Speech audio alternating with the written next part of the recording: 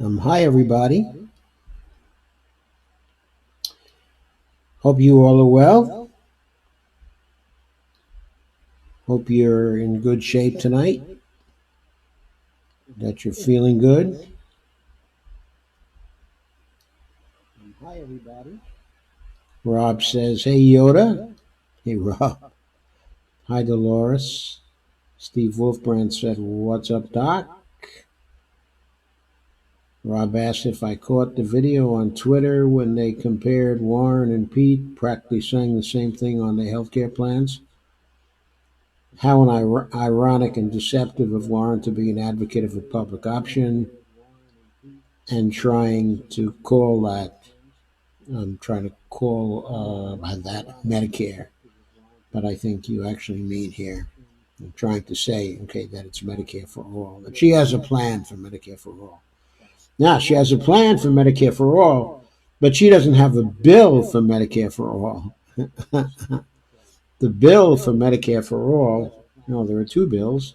One is Jayapal's bill in the House, and the other is Bernie Sanders' bill in the Senate, for reasons I've explained before. The bill that I prefer is the Jayapal bill. Mine is joined, and Dolores is joined. Hi, Dolores. Steve has joined. Steve. Brad Byrne has joined. Hi, Brad. And Bonnie has joined. Hi, honey. Bonnie's my wife, for those of you who don't know, so I can call her honey.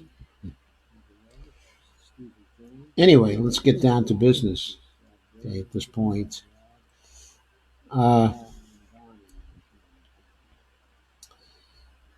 Okay, getting serious about saving the planet is the topic for tonight.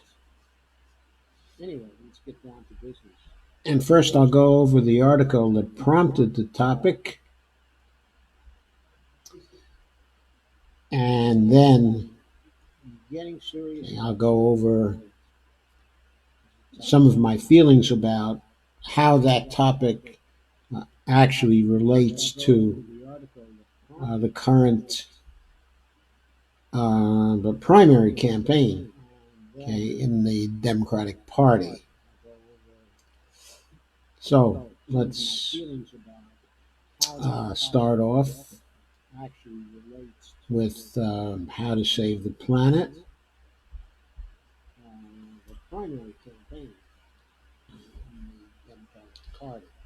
Let me show you that page.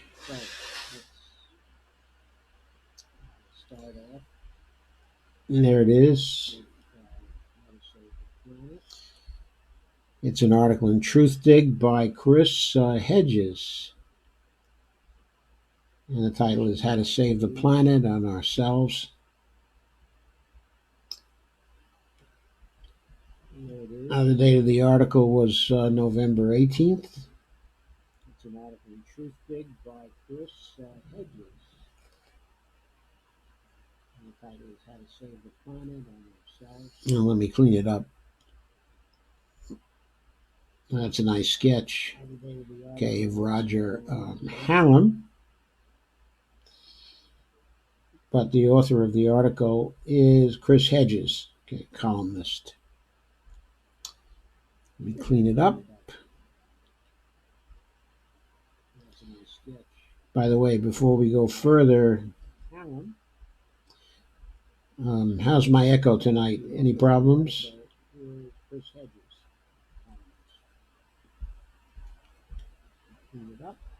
Are there any echo problems tonight?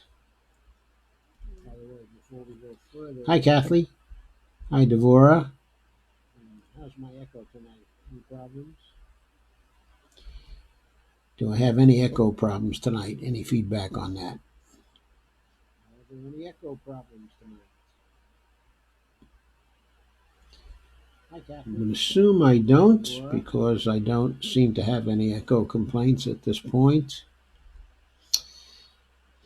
So let's go forward. Chris Hedges says, if you read only one book this year, it should be Roger Hallam's, quote, Common Sense for the 21st Century. Only nonviolent rebellion can now stop climate breakdown and social collapse. Unquote. So let's go forward. That book is published by Chelsea Green. You can also buy it, okay, at Amazon. There's a Kindle version, okay, at Amazon. Both the hardbound, I should say, I don't know if it's hardbound, but the print book, okay, is available both at Amazon and at Chelsea Green. The Kindle version is available only, okay, at Amazon. Did I say the price of it is $10? Not the price of it, okay, is $10. It's about a 122-page book. So it's a pamphlet. Hallam's lucid and concise book, which echoes Thomas Paine's Common Sense, says, what many of us now know to be true but do not say, if we do not replace the ruling elite soon, we have finished as a species. It is a cogent, well-argued case for global rebellion, says Chris Hedges. The only form of resistance that can save us from ecosystem and human-induced genocide. He correctly analyzes the failure of environmentalist activists and groups such as 350.org to understand and confront global corporate power and thus make a meaningful impact as we barrel towards ecocide. Quote, Common Sense for the 21st Century is a survival manual for the human species. So that, okay, is Hedges' view.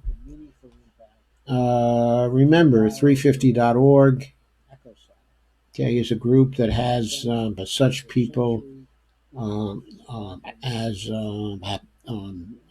actually Bill McKibben in it, who's, of course, very widely known for his environmentalist and climate change work and very widely respected. And what Hedges is saying here, therefore, is that Hallam's ideas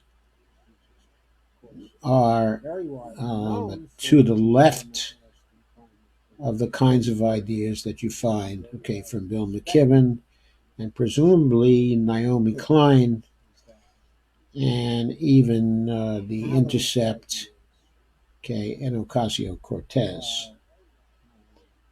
Hallam seems to be saying the situation is more serious than that. He says, quote, Chris Hedges says, quote, and he's quoting, Hallam, the corrupt system is going to kill us all unless we rise up. Hallam is a co-founder of the Extinction Rebellion, and he bluntly warns us in this way. The activism, protests, lobbying, petitions, appeals to the UN, and misguided trust in liberal politicians,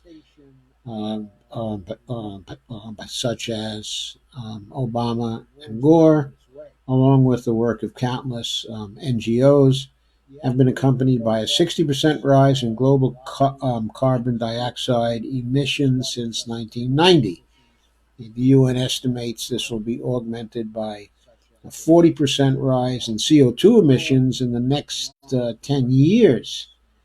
Hallam, who has long been a part of the environmental movement, says of his past activism, quote, I was wasting my time, unquote. And Hedges says we must reduce carbon emissions by 40% in the next 12 years to have a 50% chance of avoiding catastrophe.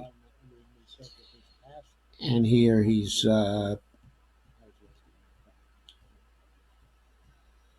citing a report last year by the IPCC, the Intergovernmental Panel on Climate Change. And he goes on to say, but the ruling elites, as expected, ignored the warning or mouthed empty platitudes. The CO2 emissions increased by 1.6% in 2007, in 2017, by 2.7% in 2018. when carbon dioxide levels went up by 3.5 parts per million last year, reaching 415 ppm. We're only a decade away, Hallam warns, from 450 parts per million, which is the level equivalent to the 2 degrees Celsius average temperature rise baked into our climate emergency situation. Quote, let's be frank about what catastrophe actually means in this context, unquote, Hallam writes. We're looking here at the slow and agonizing suffering and death of billions of people. Let's be frank about what catastrophe and we're looking here at the slow and agonizing suffering and death of billions of people. Also, a moral analysis might go like this. One recent scientific opinion stated that at 5 degrees centigrade above the pre-industrial mean temperature, we're looking at an ecological system capable of sustaining just 1 billion people. That means 6 to 7 billion people will have died in the next generation or two. Even if this figure is wrong by 90%, that means 600 million people face starvation and death in the next 40 years. Hedges goes on, this is 12 times worse than the death toll of civilians and soldiers of World War II, and many times the death toll of every genocide known to history. It is 12 times worse than the horror of Nazism and fascism in the 20th century. This is what our genocidal governments around the world are willingly allowing to happen. The word genocide, quote unquote, might seem out of context here. The word is often associated with ethnic cleansing or major atrocities like the Holocaust. However, the Merriam-Webster dictionary definition reads, the deliberate and systematic destruction of a racial, political, or cultural group, unquote. A quote again from Hallam. It is time to grow up and see the world as it is, Hallam writes. And quote again, there are some things which are undeniably real. There are some things we cannot change. And one of those is the laws of physics. Ice melts when the temperature rises. Crops die in a drought. Trees burn in forest fires. Because these things are real, we can also be certain about what the future holds. We are now heading into a period of extreme ecological collapse. Whether or not this leads to the extinction of the human species largely depends on whether revolutionary changes happen within our societies in the next decade. This is not a matter of ideology, but of simple math and physics, unquote. Hallam points out that most of the predictions by climate scientists have turned out to be wildly over-optimistic, unquote. Recent science shows permafrost melting 90 years earlier than forecast, and Himalayan glaciers melting twice as fast as expected. He writes, quote again, feedbacks and locked-in heating will take us over 2 degrees centigrade even before we factor in the additional temperature rises from human-caused emissions over the next 10 years. Quote, in short, we are fucked. The only question is by how much and how soon, unquote. Hallam continues, quote, do we accept this fate? I suggest we do not. Many self-respecting people who can overcome the human failing to disbelieve what they don't like now accept what is obvious looking at the natural science. but they have yet to work through the political and social implications, unquote. Hallam understands that even with reformists in power and the political mutations caused by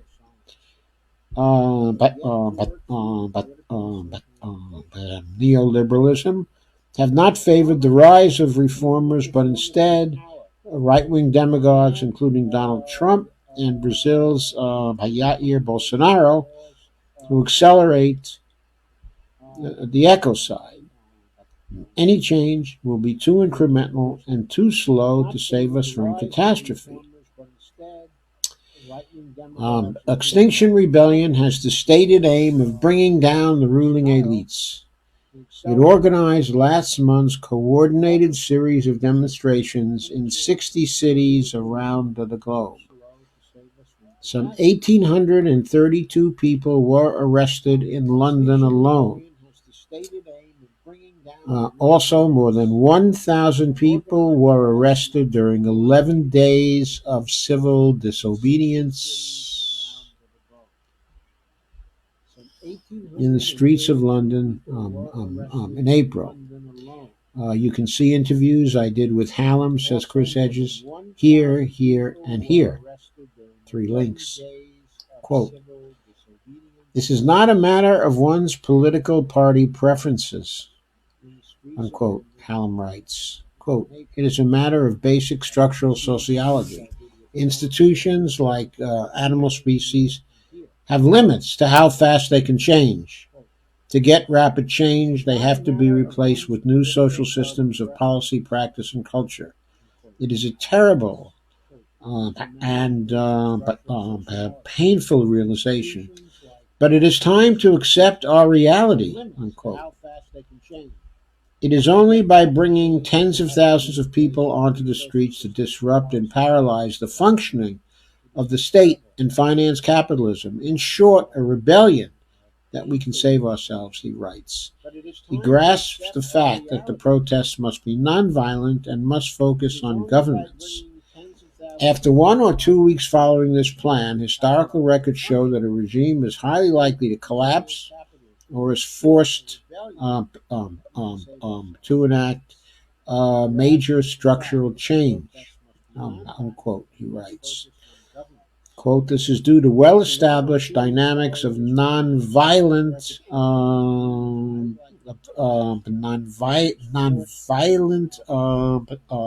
political struggle. The authorities are presented with an impossible dilemma. On the one hand, they can allow the daily occupation of city streets to continue. This will only encourage greater participation and undermine their authority. On the other hand, if they opt to repress the protesters, they risk a backfiring effect. This is where more people come onto the street in response to the sacrifices of those the authorities have taken off the street.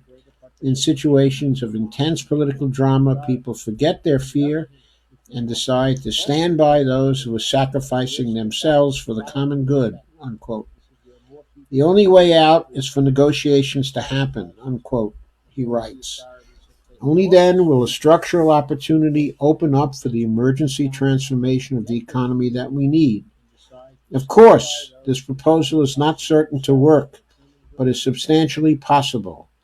What is certain, however, is that reformist campaigning and lobbying will totally fail, as it has for decades. The structural change we now objectively need has to happen too fast for any conventional strategy," unquote. No rebellion succeeds, Hallam understands, unless it appeals to a segment within the ruling elite. Once there are divisions in the ruling class,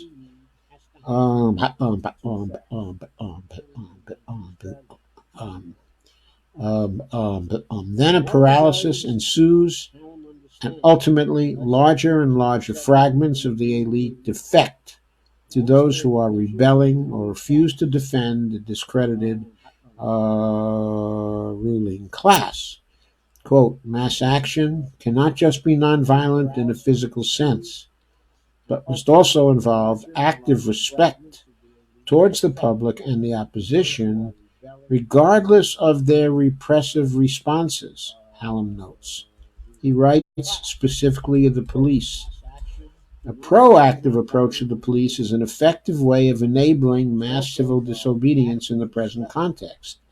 This means meeting police as soon as they arrive on the scene, saying two things clearly. Quote, this is a non-violent, peaceful action, unquote.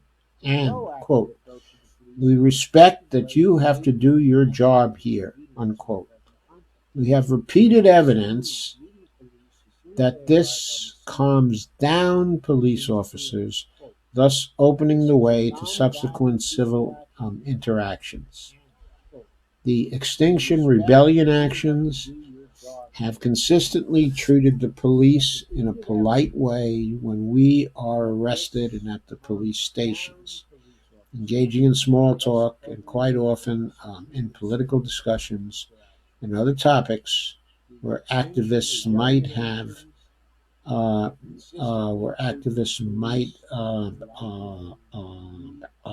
have affinity.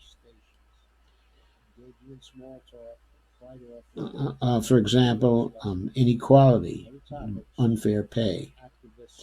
If police initially stonewall activists, they can become more open by a willingness to engage with and listen to them. The engagement can start before an action. Often a face-to-face meeting with police is effective if they're able to understand that the people they are dealing with are reasonable and communicative. Rebellion would also require repeatedly breaking the law. This will mean time spent in jails and prisons. Quote, it would be beneficial to the rebellion for people to be in prison before the major civil resistance event to create national publicity, writes Hallam, who was jailed for 6 weeks this fall in London. Quote, the best way of potentially doing this is for people to do repeated acts of peaceful civil disobedience and then read out statements as soon as they enter court, ignoring the judge and court staff. In a loud voice, they might say, quote, I am duty-bound to inform this court that in bringing me here it is complicit in, quote, the greatest crime of all, unquote, namely the destruction of our planet and children due to the corrupt inaction of the governing regime whose will you have chosen to administer. I will not abide by the court's rules and will now proceed to explain the existential threat facing all life, our families, communities, and nation, unquote, and then start a long speech on the ecological crisis. Quote again, this will likely result in the arrestee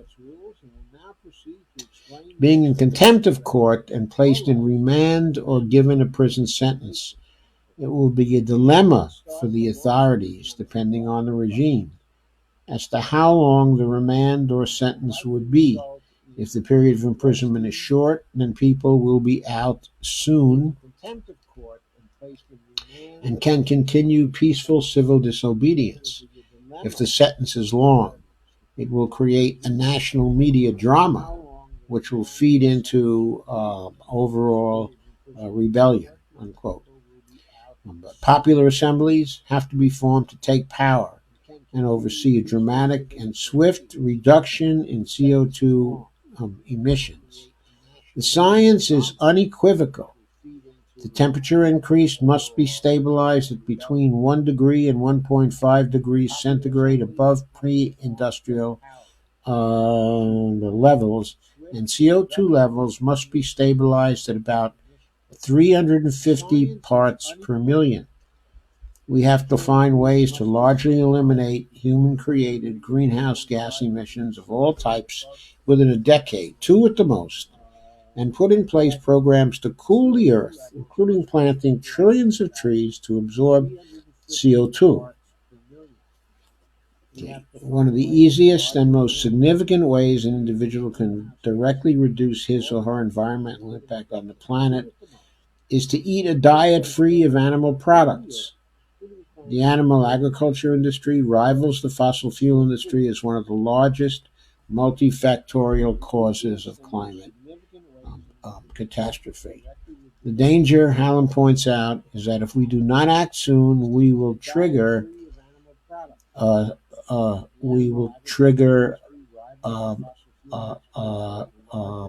will begin to trigger runaway climate feedbacks or tipping points at which no effort to curb emissions will succeed. Fossil fuels must be swiftly eliminated from the economy, including through a ban on all new investments in fossil fuel exploration and development.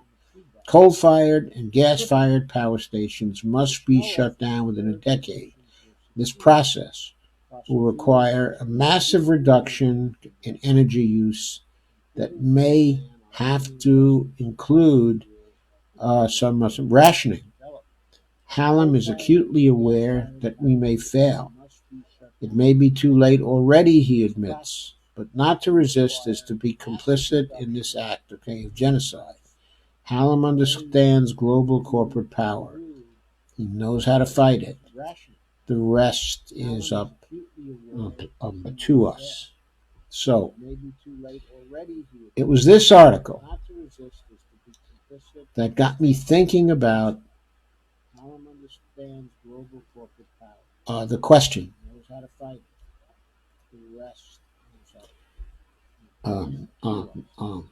Even though there are many people who think they're taking the climate emergency seriously right now, when faced with a view of how serious the crisis is, and when faced with the recommendations for direct action by Hallam, we have to ask the question, how many of us are really taking the climate emergency as seriously as we have to take it? How many of our leaders, how many of our politicians are taking it sufficiently seriously to really believe and put into action what Hallam has to say and what Hedges is endorsing? It seems to me very few are taking things as seriously as that. Even though people are perfectly willing to say, we can't do business as usual here. This is too serious a crisis. They say that, but they don't act in that way. The only presidential candidate in the United States with what borders on a serious program to try to stem the climate emergency is Bernie Sanders. As I said before, I don't think his estimate of $16 trillion over 10 years is going to be enough to do it. I think it may cost but twice as much as that, or maybe even 4 times as much as that. But at least his $16 trillion program begins to suggest that we have to make very, very serious efforts here. So, what Hallam is advocating for, of course, is that we all go into the streets right now, immediately, and that this be a continuing movement until we force our leaders, force our governments to take serious action, serious and rapid action. I'm not suggesting we wait for Bernie Sanders or some other politician to take over, okay, and to lead us to this. But at a minimum, from any politician, we have to have signs that they view the climate emergency as an emergency. And anybody we vote for, anybody we select as a candidate for the President of the United States has to be someone who at least begins to see the emergency the way we do.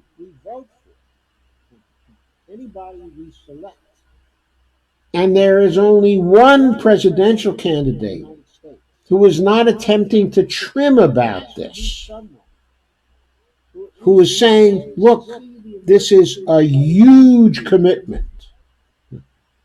I gave it away by saying huge, right? By saying this is a huge commitment.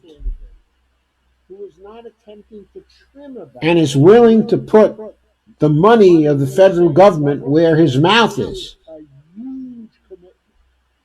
That is Bernie Sanders. All the other candidates are trimming. They either don't take the problem seriously enough, or if they do, they're lying about it in their plans. They are trimming. They've been trimming since the start of the campaign. Even Jay Inslee, who was considered the climate candidate for a while, never came out with any kinds of financial estimates that would give us an indication of how serious he was. Right now, of course, the leading climate candidate is clearly Bernie Sanders.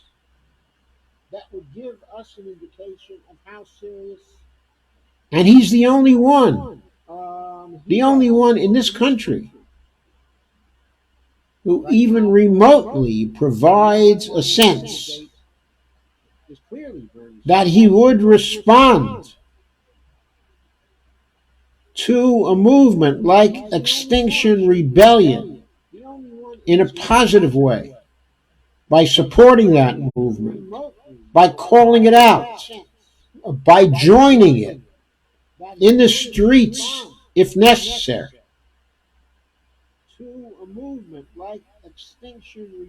And by leading the rest of the politicians in the way that they have to be led to pass the programs that will be necessary to cope with the climate emergency. And by leading the rest of the politicians in the way that they have to be led. But what's going on in the primaries right now? What is really going on when we move from state to state? What's going on in the discussion of how the primaries are going? Well, there's a lot of discussion of the ball game aspects of it, the contest aspects of it. What's going on in the discussion of how the primaries are going? How's Warren doing? How's Biden doing?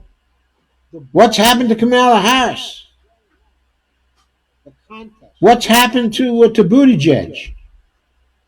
How's he doing? Well, now we have a top 4 in Iowa, with Mr. Buttigieg as part of the top 4. What's happened to Kamala Harris?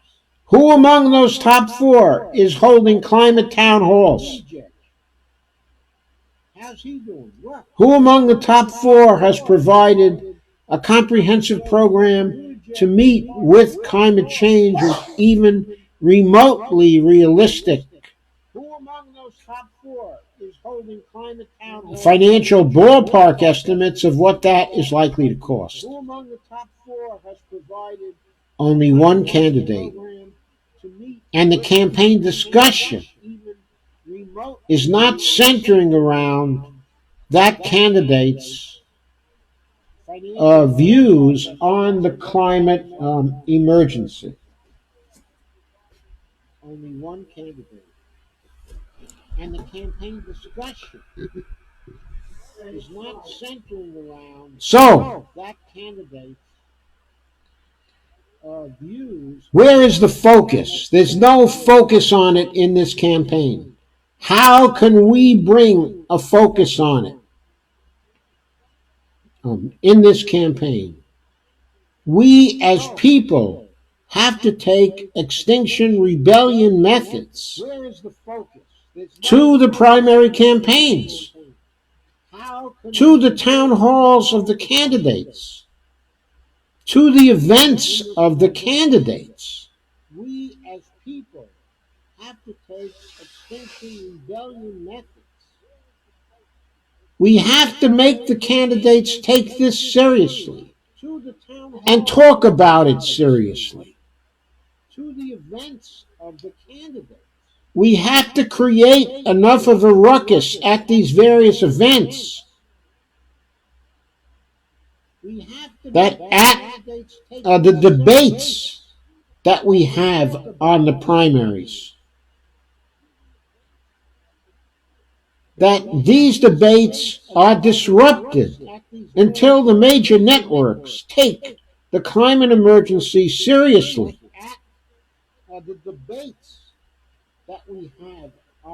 We need to have peaceful protests there. We need to have shows of civil force, meaning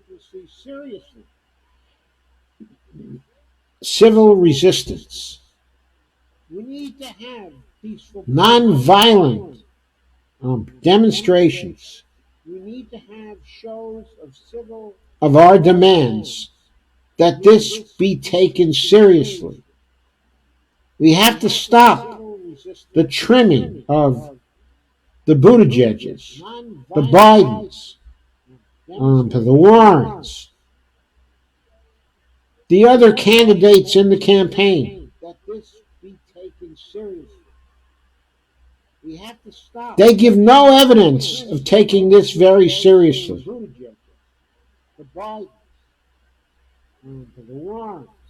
Some will say Tulsi is taking it seriously. After all, she has introduced in the past and will introduce again the Off Fossil Fuels Act, which would take us off of fossil fuels. Her earlier target, I guess, was 2035. She may have even a quicker target, at this point. But in her campaign, she hasn't been talking about this. She's mostly been talking about regime change wars, which is great. We have to stop the regime change wars. If for no other reason, we can't seriously focus on the climate emergency when we're engaging in regime change wars.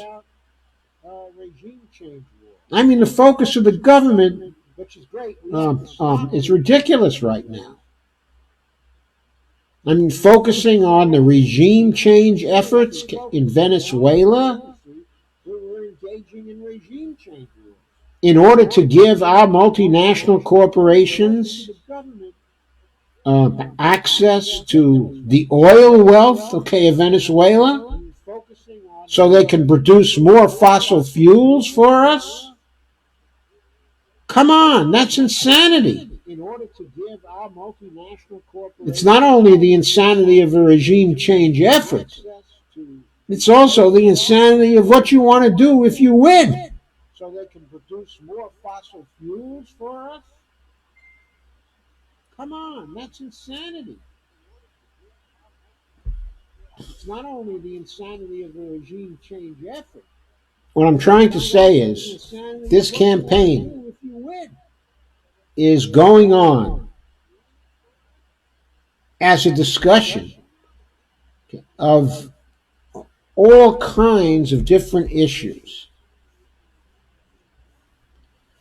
and very much as a discussion of a campaign contest. It is not going on in such a way as to surface what we must have done over the next 10 years above all else by our government and our politicians.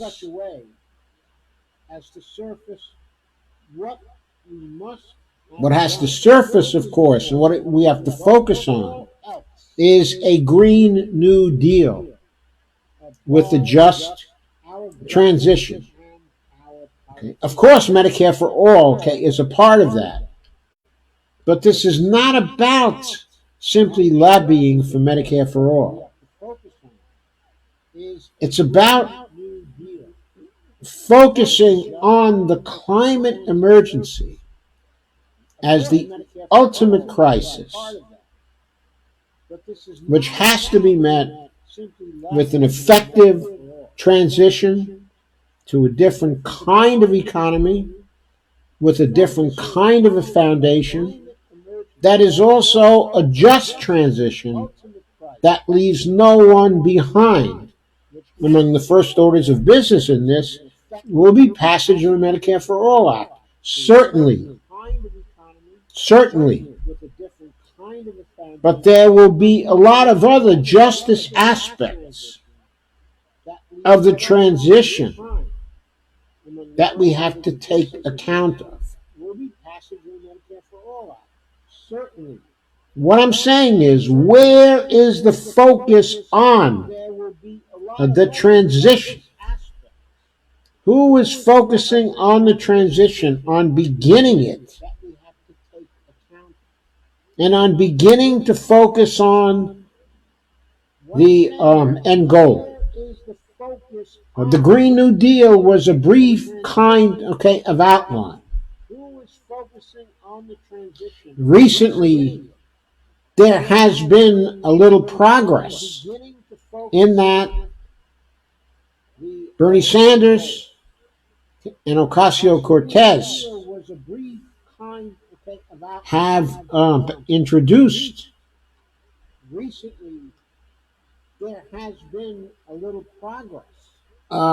the first piece of legislation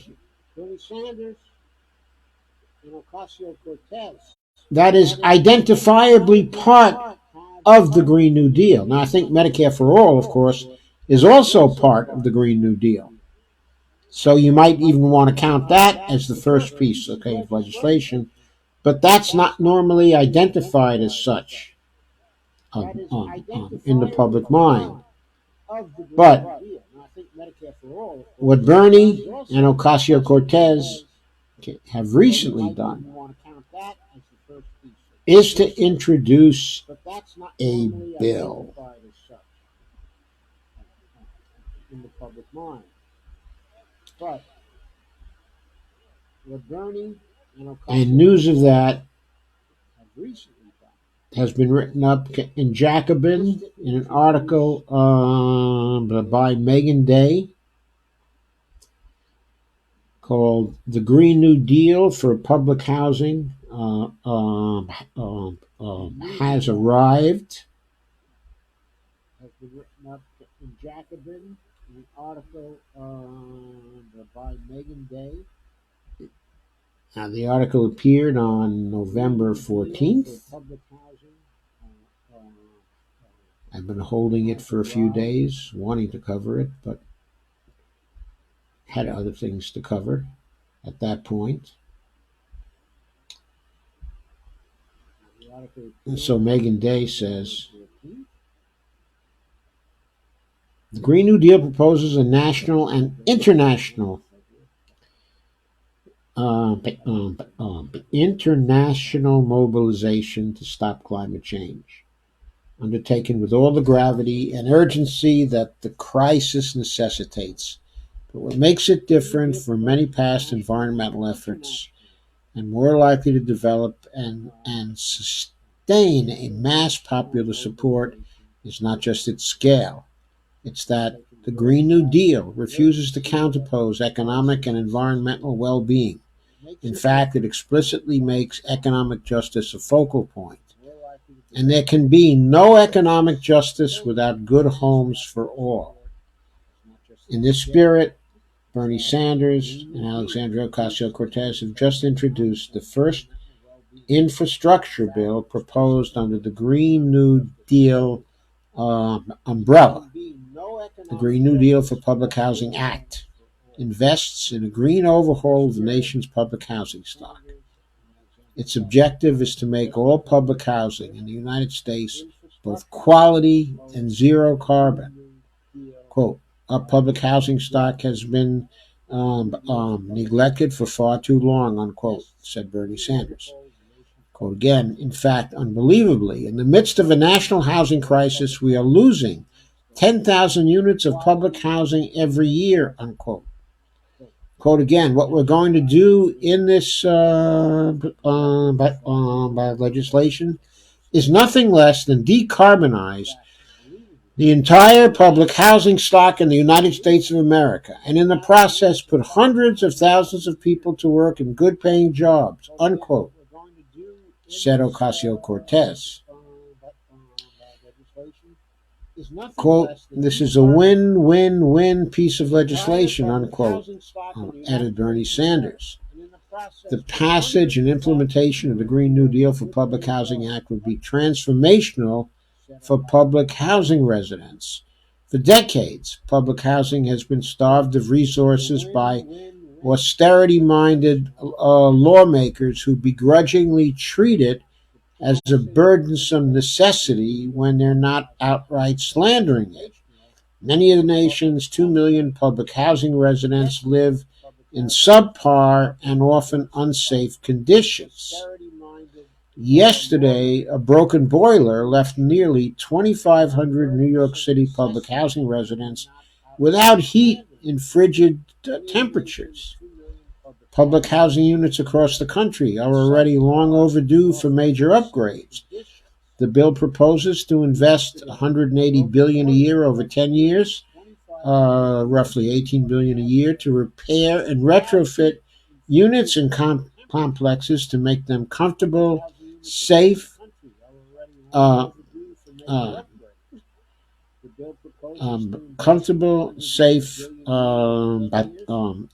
also beautiful and sustainable. Energy efficient developments, including the installation of on-site renewable energy sources, will cut energy costs in public housing by 70% and overall public housing costs by 30%. Quote, this will pay for itself, unquote, Sanders said. Data for Progress estimates that the initiative would create nearly 250,000 jobs per year across multiple sectors. This would include tens of thousands of good-paying, unionized construction and also maintenance jobs. Public housing residents themselves would be given priority for these jobs. The initiative would reduce underemployment and low pay among public housing residents. But that's not all. The Green New Deal for Public Housing Act would also develop grocery stores and community gardens on premises to eliminate food deserts. The bill would invest in on-site child care services that would improve safety, reduce financial burdens on public housing residents, and build a sense of community. And of course, the Green New Deal for Public Housing Act would represent a significant step in combating climate change. Data for Progress estimates that public housing is responsible for about 5.6 million metric tons of greenhouse gas emissions annually. The decarbonization efforts stipulated by the bill would be equivalent to taking more than 1 million cars off the road. Earlier this year, Daniel Aldana Cohn, who contributed research to the new legislative effort, wrote in Jacobin about the need to merge the Green New Deal with a bold housing vision. Quote, a huge build-out of high-quality, beautifully designed, and meticulously financed public housing, unquote, he wrote, quote again, would meet millions of people's housing needs and create tens of thousands of skilled jobs in the no-carbon construction center for decades, unquote. Taking cues from the People's Policy Project's social housing plan, Cohn proposed that we aim to build 10 billion new public, no-carbon homes, 10 million, new public, no-carbon homes in 10 years, and then do it again over the next 10 years, and so on, until we've effectively implemented, quote, a low-carbon housing guarantee, unquote. So Bernie is about not only a job guarantee, but a low-carbon housing guarantee as well. If that's the North Star, then Sanders and Ocasio-Cortez's Green New Deal for public housing is a step in that direction. The decarbonization, okay, and the renovation of existing public housing will also serve as a model for what's safe, sustainable, and also desirable public housing can look like. And by showing how we can fight climate change and economic hardship at the same time, it models the type of non-housing legislation we can expect to comprise a Green New Deal. So, that's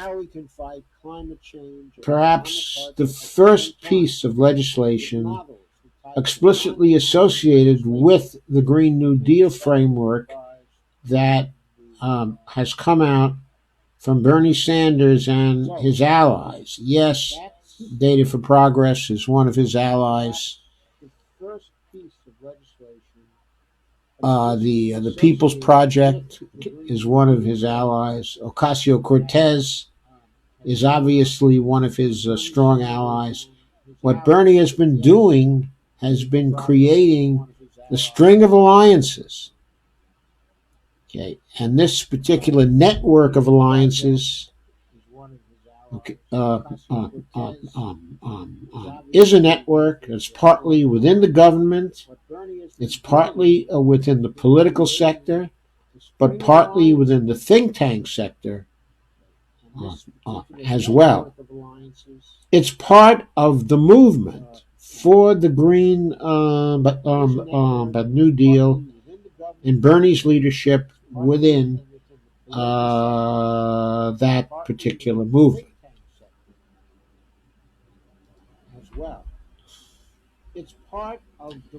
But it's only the first of these bills.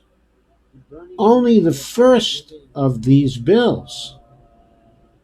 There has to be a lot more.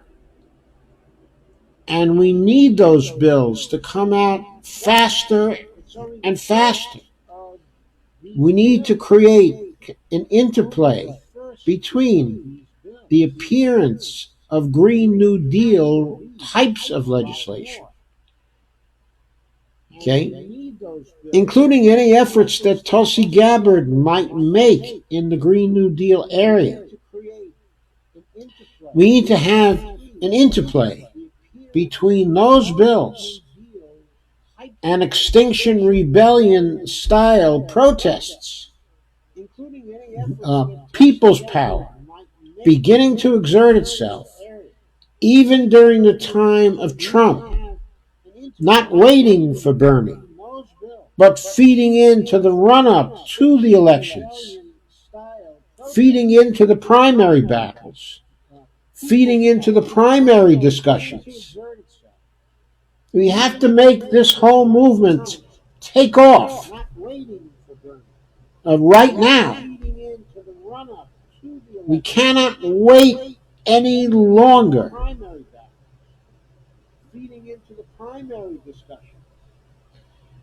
We need to save ourselves. We need to save our species. We need to save the planet. And we need to take how we do this much more seriously and with much more effort than we have engaged so far. And we must not let the presidential campaign, we must not let it escape this broader movement. The broader movement is broader than the presidential campaign. It's more important than the presidential campaign. We have to fix it so it drives the presidential campaign.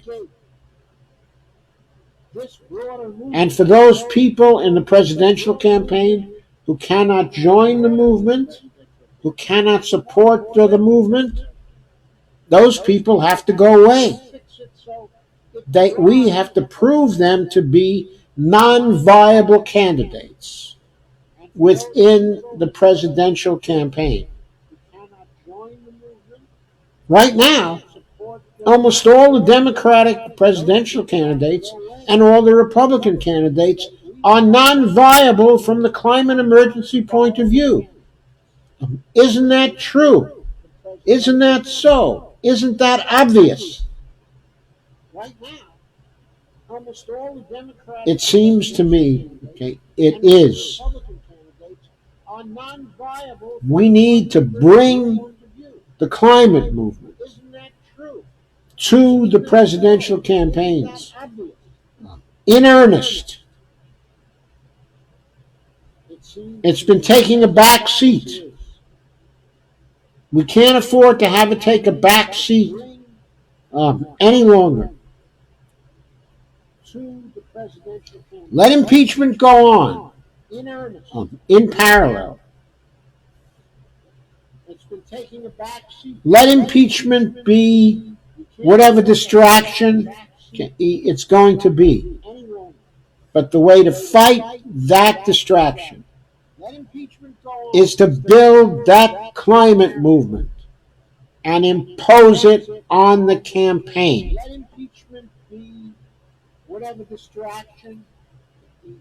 Extinction Rebellion strategies and tactics are what's needed. Is to build that climate movement and impose it on the campaign. Okay, I'll go check out your comments now. Extinction Rebellion first, and tactics are what's needed. The inevitable short commercial message. Please share, like, and subscribe.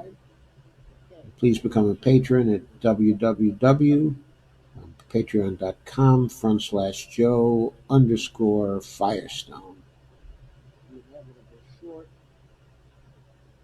Now, let me see what you have to say about things.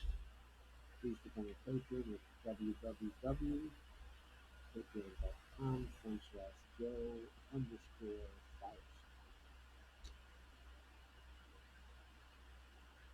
So Kathy Langan has joined, and Randy Hedgebeth has joined, and Dee Hagelas has joined, and Jimmy Sunderland, and Barbara Wernig.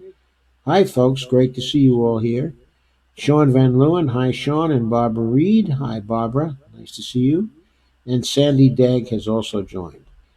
I don't see any comments except for the original ones.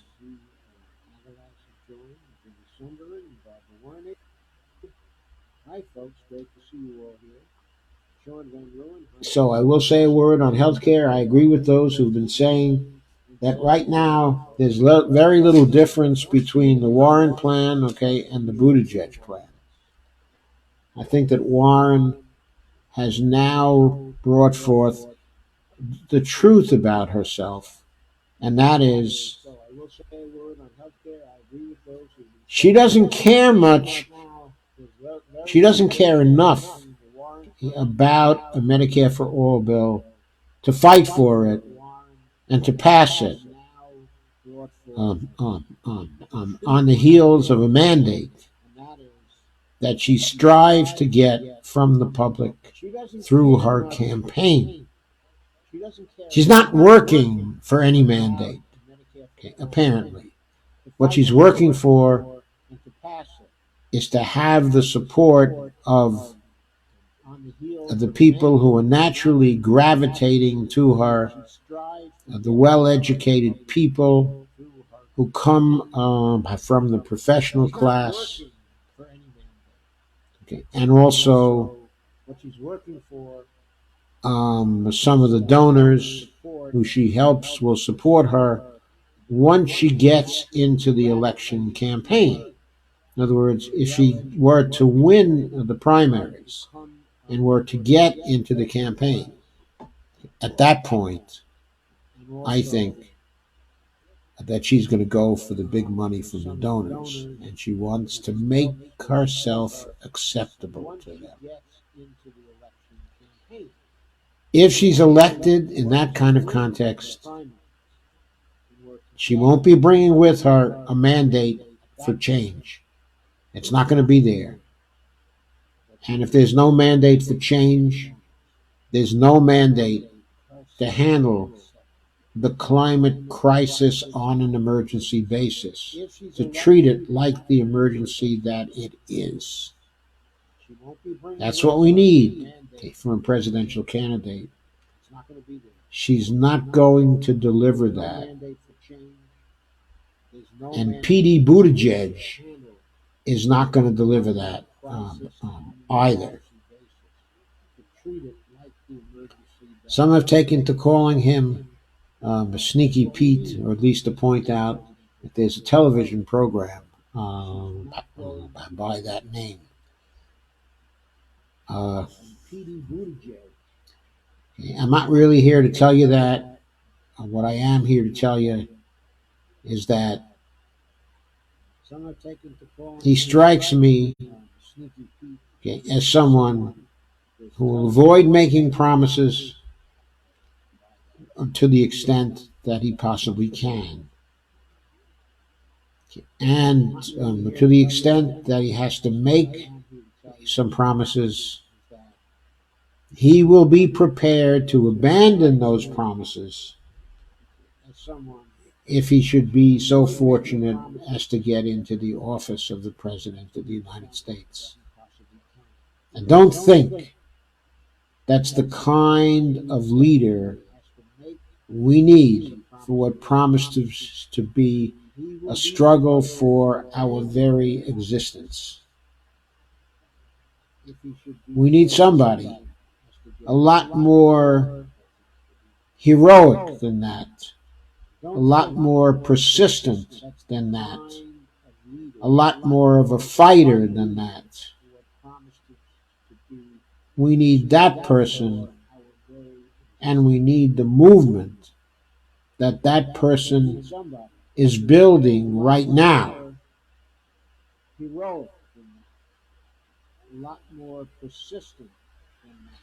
It seems to me the next 2 months, okay, are very crucial here.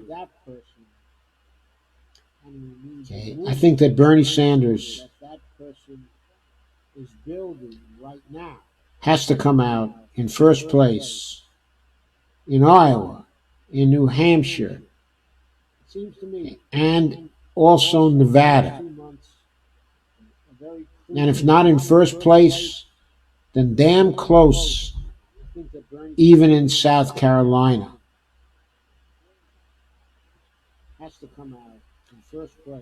We have to help him do that. It's critical. I think it will help him if we can focus the attention of people on the climate change, on the emergency situation we face, on the struggle for existence that we face.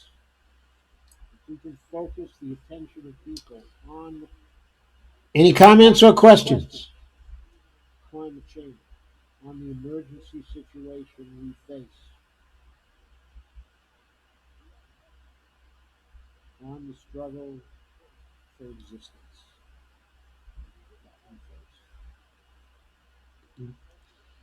Please share this as much as you can.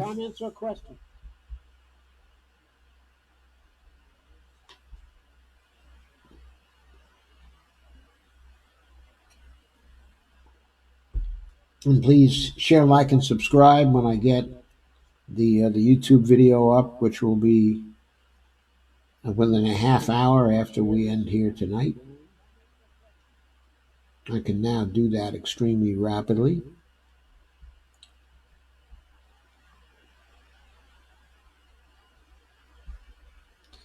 Still don't trust the technology for simultaneous streaming, but hopefully that will get here soon.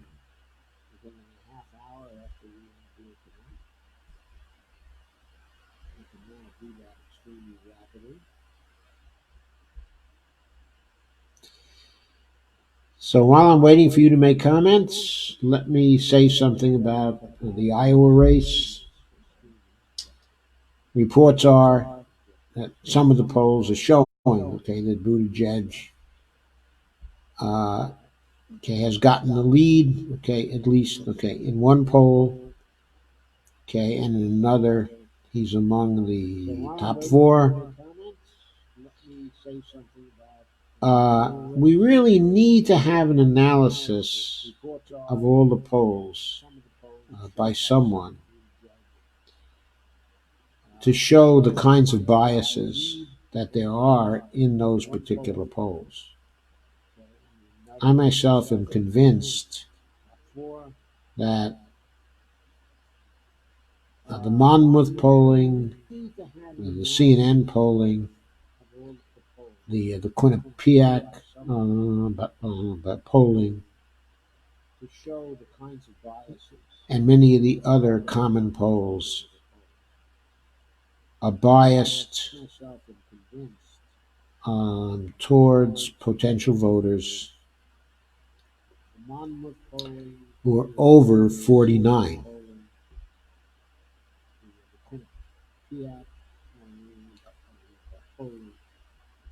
I think this is a factor in how the results are coming out. The other factor in Iowa is that what was done by Meyer Pete was an 876K buy of TV time over the last month. Very substantial buy, for Iowa.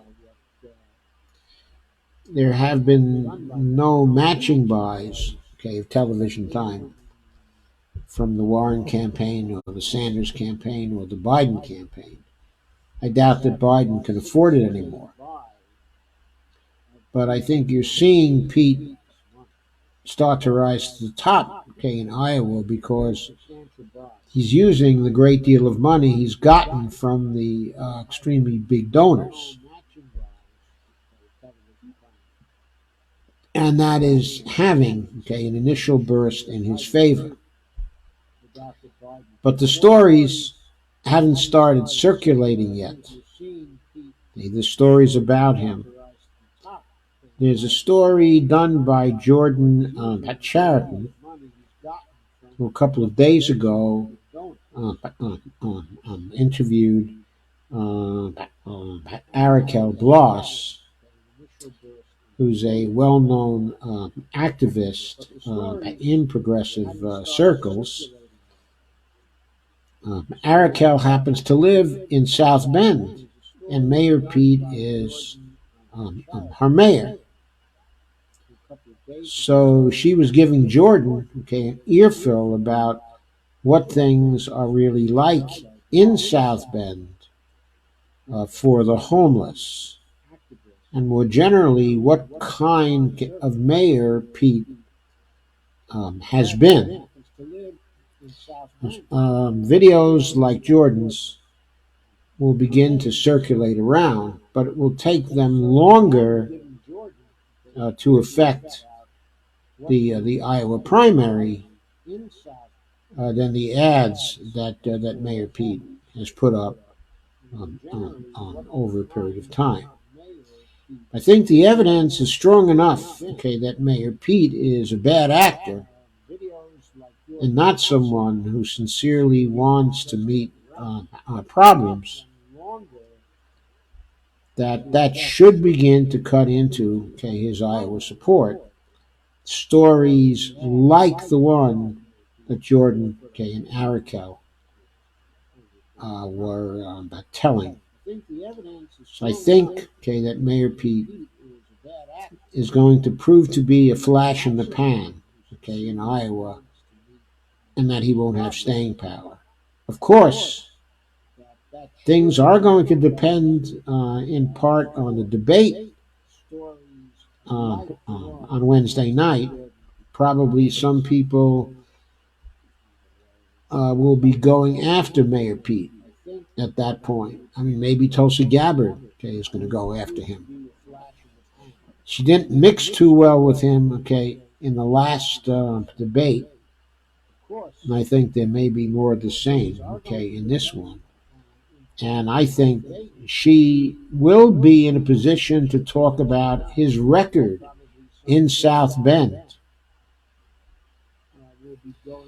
And then we'll see what happens. I don't know whether Bernie is going to go after him on that particular basis. I think that Bernie will continue to try to talk about his issues. But Tulsi will try to present her case in as clear a way as she can so that she can really begin to rise in the polls in the early states. She's shown some signs, okay, of rising in those states. I hope those signs continue. Well, I'm not seeing any comments or questions here. So, I think it's time for me to say good night. And thank you for coming.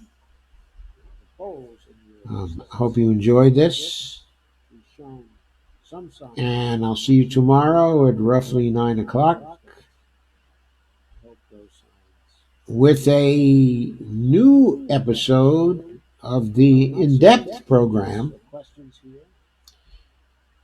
for New Macro Media. Have a great night, everybody. Thank you for coming. Hope you enjoyed this.